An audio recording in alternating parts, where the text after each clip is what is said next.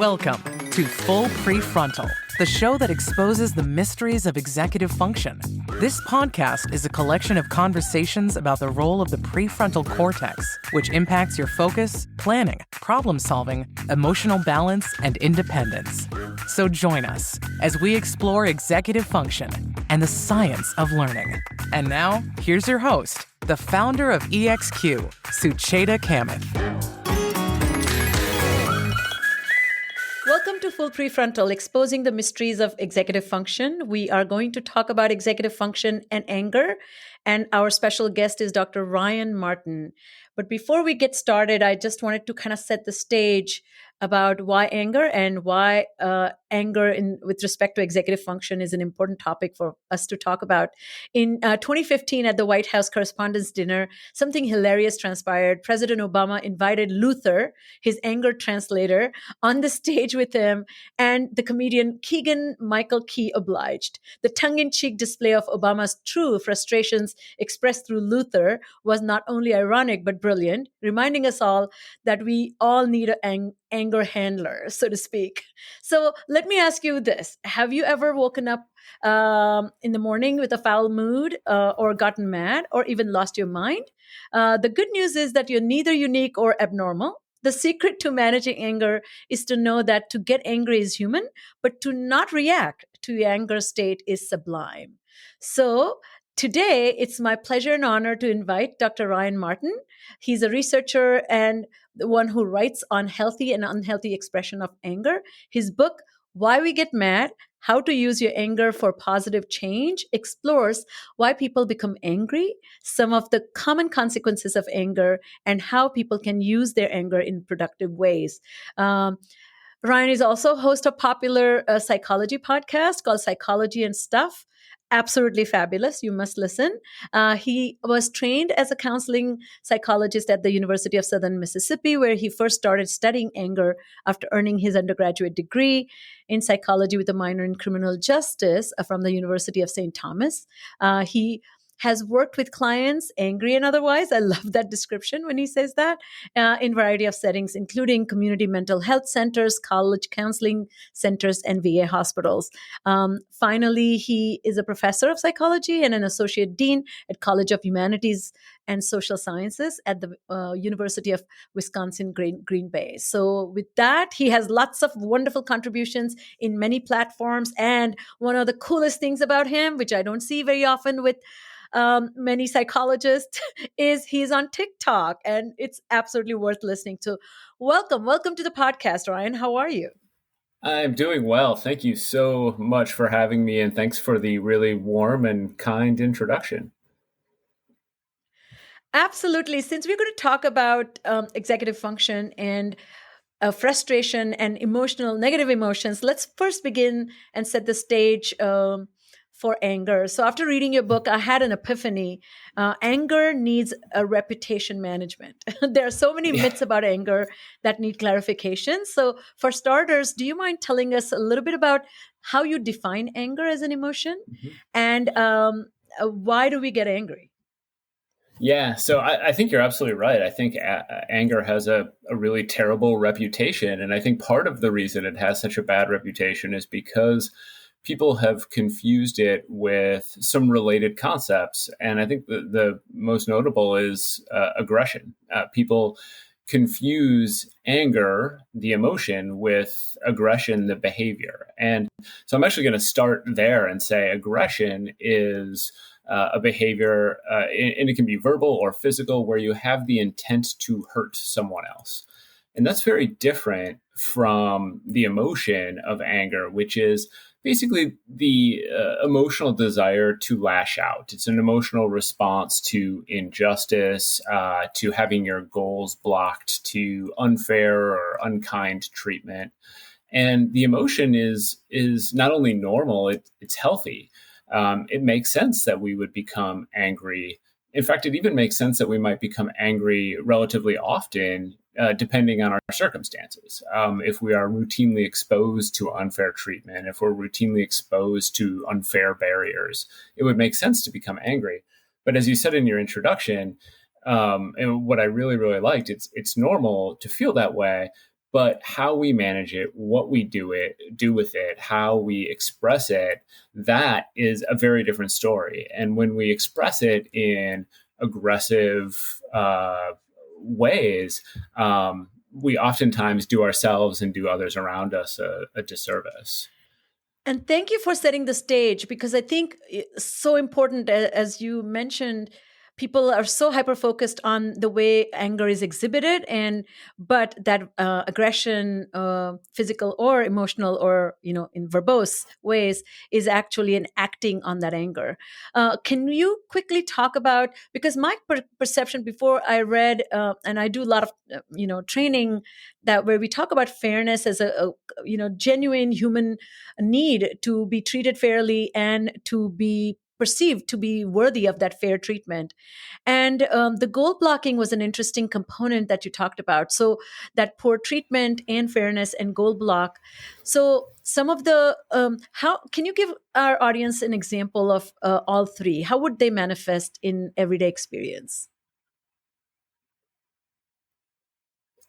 Yeah, and I'm glad you asked, because I think we can look at uh, these categories that I've just described, these types of provocations that I just described, and we can actually kind of break them up into, well, there's a lot of categories there. I might actually put them into two primary categories. So there's the unfair treatment and injustice. And there's that category, and then the other side is what I would call that goal blocking category. And these two things actually can feel very different from one another. So the unfair treatment, the injustice, and the thing I like about talking about this is that they can be sort of big, significant experiences. I mean, racism, sexism, bullying, these are big issues of unfair treatment, of injustice that people can be responding to.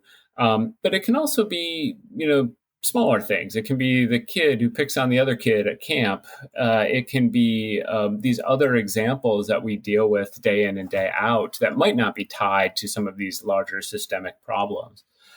And the same is true with something like goal blocking. Goal blocking can be anything from, my career is not progressing as I want it to I can't find my car keys this morning, and so it's this thing of I want to accomplish something and something is in my way. I have a goal and something is interfering. And when we face those types of provocations, big or small or either category, we end up becoming angry as a result. But it's not just those. And one of the things I talk about in my book is that it's not just the being exposed to these things or encountering these types of provocations. It's also our mood at the time that we experience or encounter those provocations. It's how we interpret them, how we think about those provocations, what they mean to us in our lives. And those three things essentially interact and give rise to those angry feelings. So I guess confession time. I can tell. I think I really I get my knickers get tied in a knot when I see injustice in others. Other people being treated with unfairness. Mm-hmm. I'm doing better job, to be honest with you. Poor treatment of me, I'm able to let it kind of roll over my shoulder. But I'm really get upset when there's a goal blockage. And it's a funny thing, as you have lots of wonderful examples. But I think simple thing is standing in line and then somebody decides to pull out their checkbook. You're like, come on, or somebody comes to the checkout line and they can't find their wallet in in their massive purse. Those are the kinds of things I can see getting really irritated. So one thing, one of the very interesting thing recently I've been pondering over, the work that neuroscientist Lisa Feldman Barrett did, and I was just wondering what your thoughts are.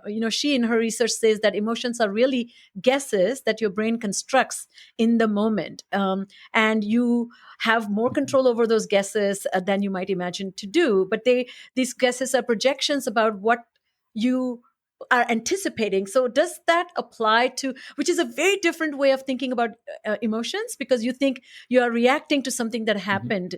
So do you see that framework applying to anger? Absolutely. I think it's a really important point, that it's one of the things psychologists sometimes discuss. And I think back to my background when I was learning, when I was training to be a counseling psychologist, I had one of my professors was a constructivist. That was his theoretical orientation, which means that, we interpret our own realities as we're going through the day. And one of the things we often talk about is, well, but is there an objective reality? Like there's a thing that happens, right? A thing that we are experiencing that happened in the world. And, my take on this is, yes, there's an objective thing that happened, but we also interpret that thing through a particular lens, and we bring to any situation that we're in, we bring into it a bunch of expectations based on past experience about how other people are going to behave, why they're behaving that way, what they're going to do, what they did. And then we interpret that and we make a decision about what it means to us. And I do think that the idea that, essentially our emotions are the result of us guessing what things mean is accurate. And I also think it's worth noting that some people are probably better guessers than others. Yes. And so, you might be right about what that thing means.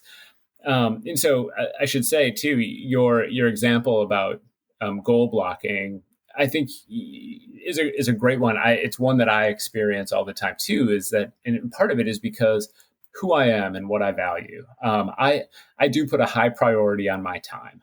I'm a pretty busy person. I try to get a lot done, and it's important to me that I can be as efficient as possible. And so when I am slowed down and it's not real, it's unexpected, I'm more likely to get angry. And so all these little things that happen in our day, and anything from the example you gave to my computer, not starting as fast as I want it to, or like I said, difficulty finding my car keys, or my kids taking too long to get out to the car. Yes.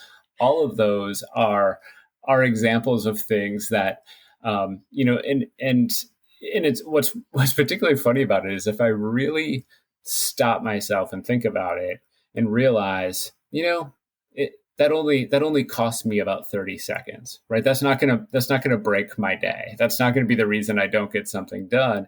But it's really easy in that moment to sort of lose control of our thoughts and think, oh no, I've got this is going to ruin everything, right? Because of this, I'm going to be behind on this, and I really need to get to this, and now this has happened, right? And it all escalates, and we catastrophize the outcome of that to the point that we become angrier than we probably should. Yeah, and I think the part that I also really spoke to me was the goal pursuit. The idea that I talk a lot in my work about collaborative goal pursuit. So as I'm in pursuit of my goals, if I begin to pause and take a perspective of the other and recognize you too are in goal pursuit. So if I do some introspection and say, am I coming in the way of you pursuing your goals? And if that perspective, by creating this argument now, I may be blocking you because I'm already mad that you blocked my goals. And then now two miserable people. So that has really helped me also to kind of allow that moment that it's a temporary blockage. It's not permanent blockage. That really helps too. So you have some concepts that you have developed and talk about this diagramming anger. And so which kind of has these parts to anger, stages of anger, I guess. Can you talk about that and help us understand? Because not all goal blockages lead to feeling angry. Some we kind of accept and some we don't. Right. Yeah. So I think, it really goes back to something you said at the start, which is I think a lot of people think that the way to deal with anger is as part of it having a bad reputation, is to sort of manage it through deep breathing, manage it through yoga or things like that, approaches to relax. And And of course, those strategies are valuable and can be valuable, and are things that we can absolutely do when we're feeling angry. But what I like to encourage people to do is sort of back up a little bit and take a look at the situation more broadly and think about those different elements that I described. So the provocation, what is the thing that is quote unquote making you mad? What is the thing that's happened? And to really sort of break down what type of provocation it is, what it means to you, and so on. I encourage people to think about what I call the pre-anger state. That's your mood at the time of that provocation. So were you fatigued? Were you hungry? Were you already angry about something, stressed, and so on? I can tell you one of my examples of this is I'll come back to it in a second. But when I'm running low on gas, this is a pre-anger state for me. So, Okay. But then the third element is our appraisal. It's how we interpret that precipitant. What is it, or that provocation? What does it mean to us? Is it is this I guess the worst thing that's ever happened? Are we catastrophizing? Are we labeling the people we are interacting with in negative ways? Are we what we call overgeneralizing, where we say, oh, this is the worst thing that's ever, where we say like, oh, this always happens to me, or things never go my way, that sort of thing. And those give rise to these angry feelings, this physiological, psychological, cognitive state that where we get mad. And then even from that point, we can talk about, well, what do we do when we get mad? And by diagramming an angry incident, what I really am encouraging people to do is to think about all of those elements and then think about where they can intervene. Because we can choose sometimes what provocations we face. We can choose how we go into those provocations, how we experience them. We can address some of those pre-anger state things. We can try and avoid some of the mood states that lead to anger. We can certainly think about how we're thinking about things, and so on. And so, for me, an example of this is I'm a relatively relaxed driver, and the reason I'm relatively relaxed is because, and by relaxed I mean not angry. I'm probably a scared driver. That's probably true, but. I think that when I go, when I'm driving places, I don't tend to get too angry with people, and part of that is because I allow myself lots of time. I don't sort of get myself into situations where I am going to feel frantic or stressed. One mistake I sometimes make, though, is that I let myself get low on gas, and when I do, I become much more sort of frantic. Every delay, every red light, every slow driver becomes me thinking, oh, this is going to be the reason why I run out of gas. And then I'm going to be stuck on the side of the road, and I'm going to have to, call AAA, or I'm going to have to walk to the gas station, and so all of a sudden these catastrophic thoughts come out that I have essentially, created by letting myself get into this situation, by letting myself get into that state. And once I realized that, I just stopped ever letting myself get there. I just said, I'm not going to do this anymore. I'm going to always make sure I get gas. And as long as I do, I should be fine. I love that example. And I think driving, it's COVID just gave a little anger break, I feel, but nobody having to drive. But if in preparation for this talk, I did a little survey in my friend circle and my children who drive, and one of the funny things, my son said that he and his girlfriend, one of the issues of contention is the driving quality of each other. So apparently my son was saying his girlfriend says that thinks that he drives really poorly, like aggressively, and so he turns to me and says, and this is a person who has received 3 tickets for slow driving. And so I guess the criticism about each other's driving is kind of an anger. But I wanted to actually also share I took your advice and did diagram the anger in one of the shows, or many shows I've been watching, or TV or real life. And one particular show I was watching was a Stateless. And this is an air hostess or air flight attendant who comes home, and she's about to come home for holidays. And you can see she gets out of the car and she's already sweating. She's like wiping her brow and she's feeling really tense. So that's the pre-anger state. Then the minute she walks in, she gives a hug and kiss to her mom. And of course, that proximity, mom alludes that I think you should take a shower. So that's the precipitant mom criticizing her and without criticizing, saying that probably you smell. And then I think she doesn't do appraisal. And then I'm fine, mom. You can see the sternness. And then when it comes to dinner time, there's explosion, So the angry feelings are simmering. And then there's expression of anger, which is like she flings the plate. So it's so interesting that I think most people do that interact with other people's anger or your own once it gets expressed, but nobody really takes the time to evaluate the pre-anger state. So can you talk a little bit about the conditions that contribute to favorable or unfavorable pre-anger states? Yeah, and I think this is really important because I do think we let ourselves, by not really taking care of ourselves, be fall into some of these situations and states where we are more likely to become angry. And of course, I want to be clear, some of it's unavoidable. And I'll also even add, it comes from sort of a privileged place to be able to even talk about some of this or think about some of this, because I don't have to deal with food insecurity, and I am able to sleep in a comfortable space and things like that. But I do think there is something to be said for being aware of what our bodies and minds need throughout our day to keep us from getting to that point where we are more likely to explode because we are hungry, tired, stressed, anxious, already angry, and so on. And so I think that attending to those needs is really, really important. And I also think we can, in many ways, attend to the needs of those around us, those we're interacting with too. And so, if I know, for instance, that my spouse is more likely to get angry when she's feeling stressed, I can help, I guess, navigate that with her.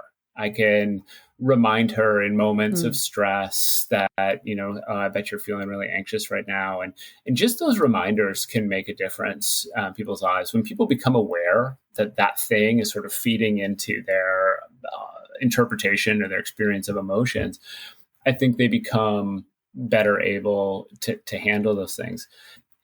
What's so funny about this to me is that any parent will tell you that their kids were much more difficult when they were hungry or tired.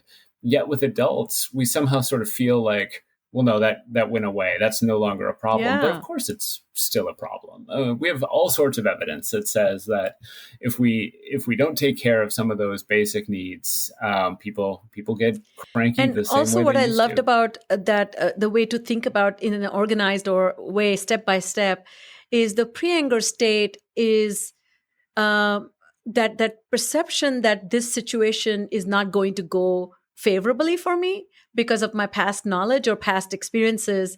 I see a lot of kids getting into a difficult subject or with a difficult teacher already bringing an attitude, in quotes. But it's not an attitude, it's an anticipation of failure or anticipation of roadblocks. And to deal with it, then more and more difficult somebody gets, more stricter you get, which is exactly opposite of what you want. I'm curious, would it be good, like taking that example of my son who says his girlfriend has tickets for slow driving and she thinks he drives fast when he thinks he's driving normal. Is there a good way to manage that pre-anger state when, like, they get into the car and say, hey, we're going for a long drive, 3.5 hours. I know you feel I drive fast, but I feel you drive slow. How can we handle? Is there like a good way to tackle that pre-anger state? Right, nip it in the bud. Yeah, I mean, I think that is what you just described is can be a really good way, which is to sort of set those expectations ahead of time. And in a case like that, it might be both of you sort of agreeing or trying to come up with an agreed upon speed limit, and I don't know how formal people Yes. want to make this, but if you say like, hey, are you okay with 5 over the speed limit, or are you okay with 7 over, or something like that? And if you can come to that agreement and sort of essentially decide this is what we're good with, then you have that to fall back on throughout, because I think that the interesting thing about that example is, and it really speaks to one of the reasons why human beings become angry with others so often, is that we operate in a world with tons and tons and tons of unwritten rules, right? That we, even the example you described before about someone taking out their checkbook and writing a check, that there's an unwritten rule there. Are people supposed to Yes. use checks anymore for things like that? Is cash okay? Should we always be using credit cards? Are credit cards slow? Maybe we should be using, our phones to pay for things. And so all of those are these sorts of rules that people have set up or have decided what is or is not appropriate, much like the speed on the highway, right? Which I know there's a written rule, right? I mean, there's a number we're supposed to go, but everybody avoids it. And the question is, how much do we avoid it? And I think those things exist throughout our day, and they become fodder for people to become angry. Am I allowed to stop on an escalator, or should I keep walking? Right? That's a rule at the airport that people have, is whether or not you're allowed to do that. And if I stop, I've made the people behind me angry. If I keep going, I might make the person standing there ahead of me angry. So what are those rules? And I think that they exist everywhere. You see them and find them throughout in ways you probably didn't know existed. Yes. Now, talking about your contribution to the field is the scale you developed, the angry cognition scale. And it's so remarkable. You talk about 5 distinct processes, cognitive processes, and you kind of refer to them as you introduce the concept of, the stages of anger. So this is about appraisal. Can we do a little deep dive about the misattribution of causation, catastrophizing, overgeneralizing, demandingness, and inflammatory labeling? So these are really complicated. Do you mind quickly giving us how we do this and why we need to understand them?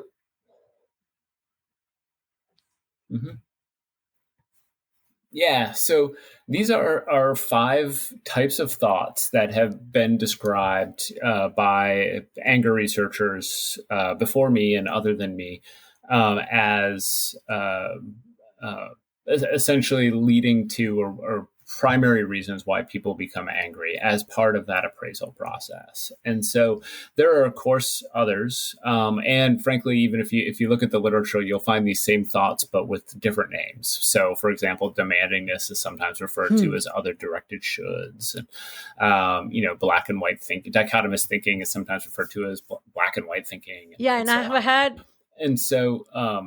I was just going to say, I've had David Burns, who defines 10 cognitive distortions in his work of a team-based CBT approach. So yeah, I understand what you're saying. Sorry, I didn't mean to interrupt you. No, it's all right. And there's definitely more, especially when we start thinking about other emotions. And one of the things, because, one of the things that's not listed in the anger literature really is something like self-directed shoulds, right? But that's going to be much more relevant in terms of something like sadness or something like anxiety even, or guilt. So when we think about anger and we talk about these 5, one of the biggies is what we call misattributing causation. And really what it means is that when something happens, you misunderstand the cause, or you attribute the cause to the wrong person, or maybe for the wrong reasons. And so the example I have for this is a friend of mine. We're out bowling one night. He goes to pay, and I don't remember the details, but basically he gave the guy a 20 and the guy gave him a change as though we'd given him a 10. And the interaction went like this. My friend said, oh, I gave you a 20. And the guy said, oh, sorry about that, and gave him $10 back. And I thought it was over. And then my friend spent the rest of the night fuming about how this guy tried to rip him off. And so here's the same interaction. My interpretation is honest mistake. His interpretation is no, that guy tried to rip me off, right? So one of us is misattributing causation there. One of us is misunderstanding what actually happened.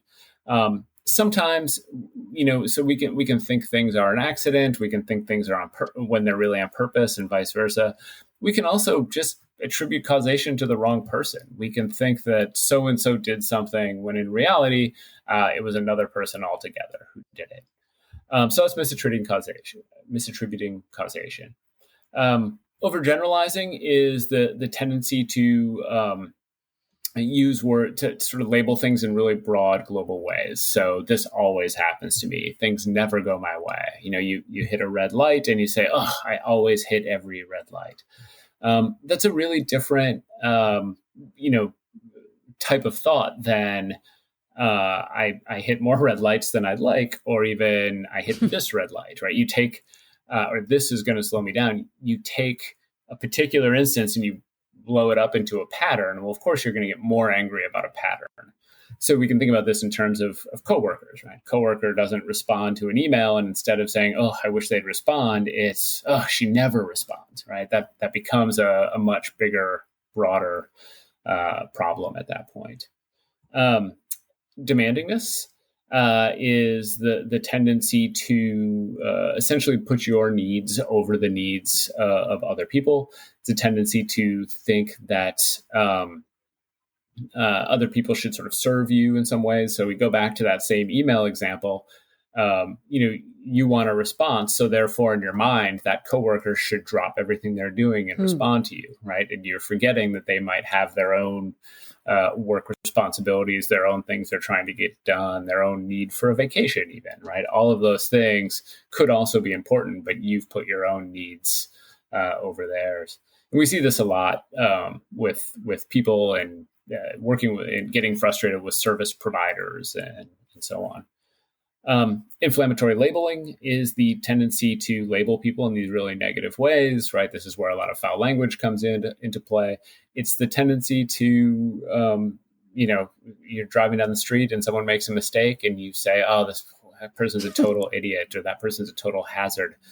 And you might fail to recognize that they could just be a really smart person who made a mistake, or they could be regularly a safe driver who made a mistake. And so you start responding to them as that label instead of as a human being, And then the last one, and I saved this one for last because it's in some ways we draw a distinction between what we call primary appraisal and secondary appraisal. Secondary appraisal is our ability to cope with the things in our lives, the problems that happen. And catastrophizing, this fifth type, is really about secondary appraisal. It's about your ability to cope with the bad things that happen. Because if something happens to you and you say, oh, that's bad, it's unfair, but it's not that big a deal, you're probably not going to get angry. If you say, oh, it's bad, it's unfair, and it's the worst thing that's ever happened to me, and it's going to ruin my career, well, then you're going to get angry. And so that tendency to catastrophize is really about blowing things out of proportion and so on. Wow. And I've been victim of and recipient of other people's misinterpretations. You know what? I really like, I really love the concept of that demandingness that you were talking about. I think the type A people, high achievers, trying to get their business done. We are so in a rush to serve our goals and almost expect the world to be serving our needs and respond in a way that's very fast and swift and without any blockage. So really, I think, and if I may interject with this idea that, I see, I'm going through mindfulness meditation teacher training program myself. But I was born and raised in India, and a great background in mindfulness as a culture. And now I see people's quick relationship to these mindfulness practices is, let's just take a breath and let's just be mindful. But, there has to be cultural mindfulness too. You have to have a culture where you allow people to go ahead of you on a stoplight without honking at them, or letting somebody cut a line, like just being much more generous. And I feel we're just breathing harder, but we're not generous. So the anger is just seething. It's temporarily, kind of Yes. hidden, so to speak. Mhm. I think that's a really, really great point. I mean, I think what is, I think I think most people who know me know this about me, that I am really in many ways as type A as it gets. I mean, that I have systems for everything. I am painfully organized. I'm super competitive. I'm all of these things that should make me as angry and even aggressive as possible. But I think one of the mitigators there is empathy, that I don't necessarily, I when I interact with people, I'm sort of constantly aware of the fact that they have a life too, and that they're trying to go through it to the best that they can. And I think that that's part of what you're saying is, or I hear you saying, is that there has to be a recognition of that as we go through our day, that it's not good enough to just take deep breaths and to try and relax. We also have to be aware of the human beings around us who are trying to accomplish their own things and trying to accomplish their own goals. Lovely. So let's not forget, and it's hard to believe, but anger serves a purpose and does have benefits. Talk to us about these benefits. Yeah. So when it comes to studying anger or any emotion, I really approach the existence of emotions from an evolutionary perspective. So I think about sort of why do these exist, and in some cases it's really obvious. Something like fear is very obvious. Fear is one of the ways that our brain alerts us to the presence of danger and encourages us to avoid that danger. With anger, it's actually very similar. It's one of the ways that our brain alerts us to injustice, and it encourages us to confront that injustice or that unfair treatment. And so it basically says, it's one of the ways where our brain says, hey, you've been wronged, and here's a whole bunch of energy to fight back. And that's when our sympathetic nervous system kicks in, our heart rate increases. We start breathing heavier, and that's all sort of preparation to respond. And when it comes to sort of what is the upside then, because one is, or the positives, one is just that it's giving us this energy to fight back. The problem, of course, and the thing I don't typically advocate for, is actual literal fighting back. That I think that we can channel that energy into more positive, pro-social ways of responding. And so this is where I think you see that you can channel your anger into protests. You can channel your anger into political activity, other political activities. You can channel it into art or literature or music. You can have assertive and sometimes uncomfortable conversations with people that serve to sort of work through a frustrating situation. That there's all sorts of positive pro-social ways that you can channel that anger. And that's really, when it comes back to the diagramming of an angry incident, part of what I encourage people to do is to think about that, that final piece, which is, okay, now that I'm angry, and maybe I've determined through this process that I'm angry for a good reason, that it's a healthy, anger is a healthy response to this situation. What do I do with it? What do I do next? How can I use this? How can I respond? Is it smart for me to suppress it? Usually not, but there might be times where that's maybe the best thing to do given the circumstances. Usually, I think the answer is going to be to channel that anger into something valuable. I think this just reminded me of a story, and I don't know if it's a legend or a real story, but I think the if I hope it's correct, but there was a founders of Stanford University, I think, had gone to Harvard, and they refused to.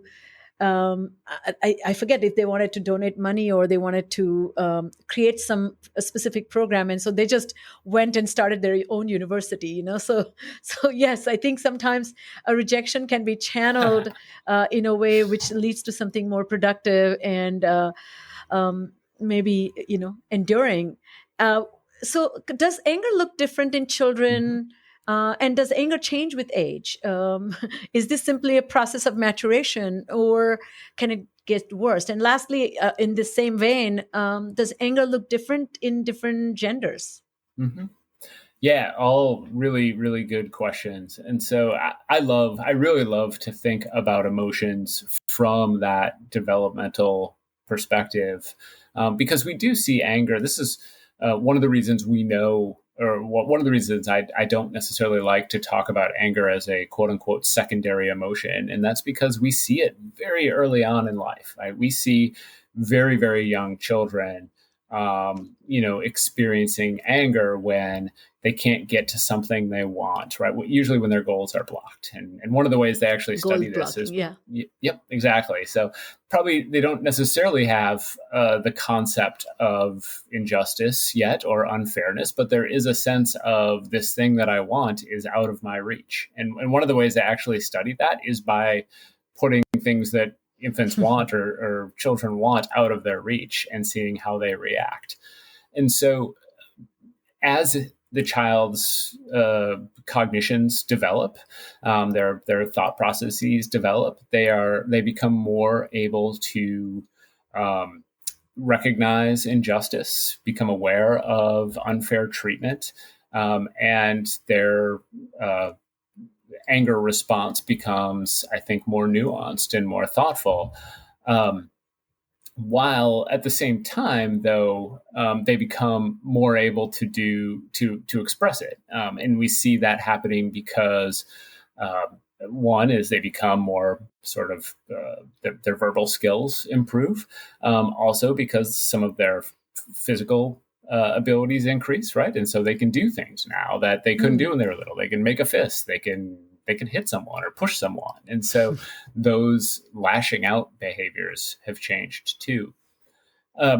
Over time, and so much of this depends on kind of development, and not just development, but learning. What people become angry about changes, and we start to see more nuance there as kids develop. We also see kind of the appropriateness of different expressions becoming developed, and that my kids know it's not okay to hit, they know it's not okay to push, and they know it's not okay to say cruel things to people. But there are other kids who learned something very different from their caregivers, who were literally taught, no, it is okay, and that is a way you handle these situations. Or maybe they weren't taught that explicitly, but it was modeled for them, and so they learned that. And so all of that is linked to sort of how anger can grow and look differently in different people over time. Now, to your question about gender, which I think is a really, really interesting one, the data we have would tell us that that men and women and all the genders don't necessarily experience anger at different rates. And what I mean by that is different intensities. And what I mean by that is that we don't really see gender differences in how often people become angry. What we do see is some expression differences. So we see men are more likely to express it by yelling or physically. We see women are more likely to suppress their anger. And that really has a lot to do with learning and with what we see as rewarded versus punished. Men are a lot of the research shows us that men are typically rewarded for their anger, whereas women are much more likely to be punished for their anger. They're more, and by punish I mean have their opinions minimized and to be thought of as lower class and lower status. It's so interesting that I think you have a dedicated section, Who Gets to Be Angry? And it's such a powerful read. And I'm sorry we don't have a lot of time to go through it. But one thing that I'm so glad you clarified this, a myth that, anger in women is different quality than that of men, or women, or rather depression is in women is a sign of anger turned towards themselves, which is not true. And a lot of studies talk about that clinically depressed women have higher levels of anger than non-depressed women. Right. And so I think it also, to me, leads to poor treatment, like treatment outcome, because you're not going to address it if you don't even consider this is an issue. So it's such a myth that we need to really tackle as a society, as we tackle mental illnesses in general. Right. Well, and I think it'd also be fair to acknowledge that women in the United States oftentimes have a lot more to be angry about, right? When we think about injustices facing different groups, and we see all sorts of, we see wage disparities, and we see other social pressures and so on, that the notion that men would be angrier than women seems actually kind of far-fetched to me. But I do fully recognize that the expression of anger looks very different, or has looked very different. And if we use the anger framework, where lack of fairness, poor treatment, and goal blocking, fundamentally, people who are oppressed are likely to have more reasons to be angry.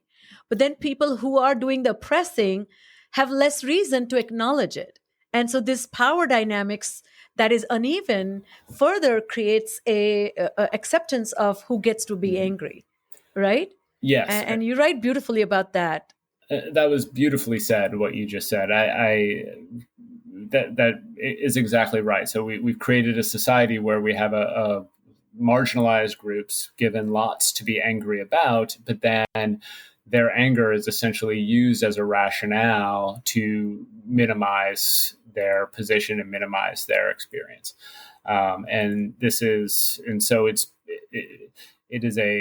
Anger is a valuable experience that energizes people to confront injustice, but at the same time, the society we currently live in does not like it when people confront those injustices.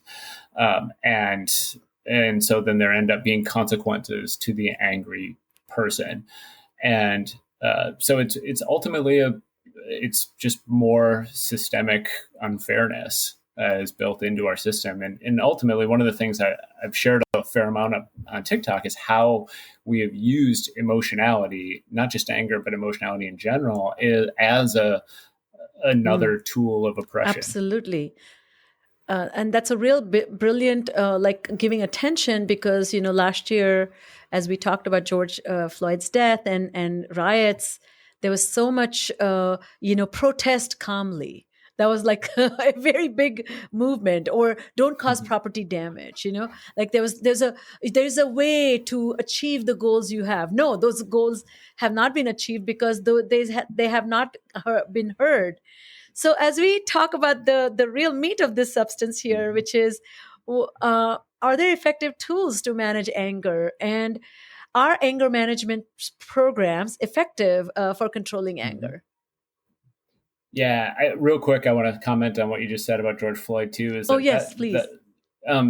Those protests, which I was proud to be involved in, were a lot of the motivation for writing that chapter. I was working on the book last summer, and in the midst of all that, I watched the way this was things were unfolding and was saddened and angry and mortified and all sorts of things, and felt inclined to add a chapter, and so reached out to my editor to ask for some more time to get that. And I'm so thankful I did, not just because I think it's a good chapter, but more importantly because I learned so much in writing it, or more importantly to me.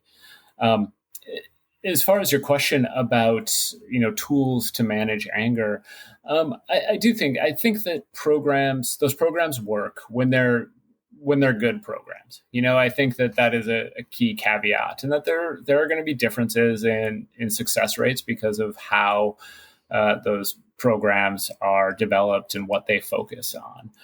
I think when programs focus on the types of thoughts people have, when they focus on anger, frankly, the way I think anger should be focused on, I think they can be really valuable. I do think a caveat, one of the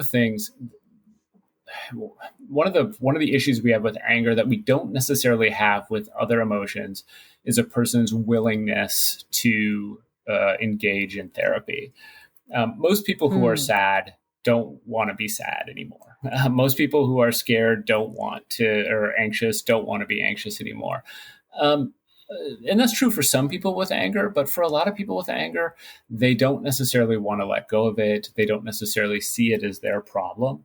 And working with them to get through that, what we call the pre-contemplation or contemplation stage, and into an action stage of wanting to do something about it, is an important part of the therapeutic process. And if I'm not sure if I'm right about this, but I do think that keeping anger is a showcase of power, and you get to look powerful, and it's a way to really keep people away. So I can see that tool feels very viable, feels very useful, and also you get to appear superior. Because the minute somebody's angry, everybody becomes more timid because nobody wants escalation, And right. Many people who are angry because it has worked for them for a long time. Especially people who tend to be angry in that outward aggressive way. It is, and when I sort of put work in quotes because I don't think it's actually working for them, but it accomplishes a short-term goal often enough that it feels like it's working for them, right? So the angry boss has employees that don't make mistakes or don't cross them because they don't want to deal with their anger. The angry parent has kids that stay away from them or because they're scared of them ultimately. And so that power piece really, really plays itself out there. But ultimately, it also means kids that are scared of you are kids that aren't necessarily healthy kids, right? Employees who are scared of you, that's not a great work environment in a lot of other ways. And so, I definitely think it's linked to power, and that's part of the reason why it's hard for people to give it up. Yeah. And as we end, I do want to talk about the role of forgiveness in anger. One of the colleagues you write about, Nathaniel Wade, he says that forgiveness interventions seem to be very effective at helping people not only cope with anger and work through those negative feelings, but also move the person to a better place of acceptance and even human flourishing. Can you talk a little bit about that? What are your thoughts about forgiveness? Can people learn to truly forgive? Right. Yeah, I think we started out talking about how anger has a bad reputation. I think forgiveness also has a bad reputation, and that's not to say that I think everyone needs to be able to forgive. I don't know that that's true. And I've certainly talked to many people, especially over the last 6 months, who I think have undergone things that would be awfully hard to forgive people for. But that said, I think one of the ways that forgiveness is misunderstood is that forgiveness isn't for the offending party. It's for the offended party. It's good for them. And so if you're wronged, yes, and so beautiful, the reason you should forgive is not because it'll be good for the person who wronged you, but because it'll help you recover. And so I think some of that comes from people not necessarily understanding what forgiveness is, that it doesn't mean you're reconnecting or rekindling a relationship with someone. You never have to see that person again still. It simply means you're replacing your negative, hostile thoughts and feelings about that person with more positive thoughts about that person. I think it's really hard to do. I think for some people it might feel impossible or something they don't want to do. But I think for people who can embrace it, it has a really positive health and psychological outcome for them. That brings me to my last question, which is about spirituality. Amma, she's Mata Amritanandamayi. She is one of the enlightened spiritual masters from India. And in one of the recent messages, who has dedicated her life to service and love, and she preaches the message of, become the person who has nothing but love in your heart. So I'm wondering, what do you think about the pursuit of spiritual enlightenment, which makes a noble person out of you? And that requires, of course, a lot of self-work. But recently, one of her quotes in which she says, our problem is that we identify with all the moods of the mind. When we are angry, we become angry. It is the same with fear, excitement, anxiety, sorrow, and happiness. We become one with that emotion, whether it is positive or negative. We identify with the mask, but not the reality. None of these moods are really you. Your true nature is bliss. That is I'm going to approach this from both my sort of scientific analytical side and my softer side, I guess. My softer side says that's a beautiful quote, and I like it a lot. My more analytical side wonders and often asks myself and others, what is our true self? How do we know who we are? And I honestly, I don't have a great answer to that. I say that because, and part of the reason I think about this as much as I do is I will hear people say, oh, I didn't mean that. I was just really angry. And I think to myself, but you said it, right? It has to have been in there somewhere. And maybe the anger turned off your filter. Maybe you did mean it, or you meant a version of it. You just normally wouldn't have said it. And so all of that is to get to the point that I do think that sometimes when we are afraid or scared or sad, it does turn off a filter and actually can reveal who we really are in some ways. That said, you started this out by saying you wanted to ask me about enlightenment at the end. And so I've had that in the back of my mind this entire time we've been talking. And I think in some ways, for me, enlightenment is about, what does it mean? It means being in touch with what we are feeling and why we are feeling that way, and having those things be as closely rooted to reality as possible. Having those things really be connected to a true version of what's going on in the world, or as true a version as we can identify. I love that, coming from a scientist. And I'm so grateful you reveal some of your softer side too. My take, if you indulge me for a second, is I think the part where she says we become one with that emotion, whether it's positive or negative. So I think if many strategies you have talked about and the work that I have done and also many other people have read, if we do engage in self-distancing and recognize I am not my emotions, and to me, your true nature is bliss, is that inner gentle self that can be and is able to free themselves from the miserable thoughts and feelings that are generated.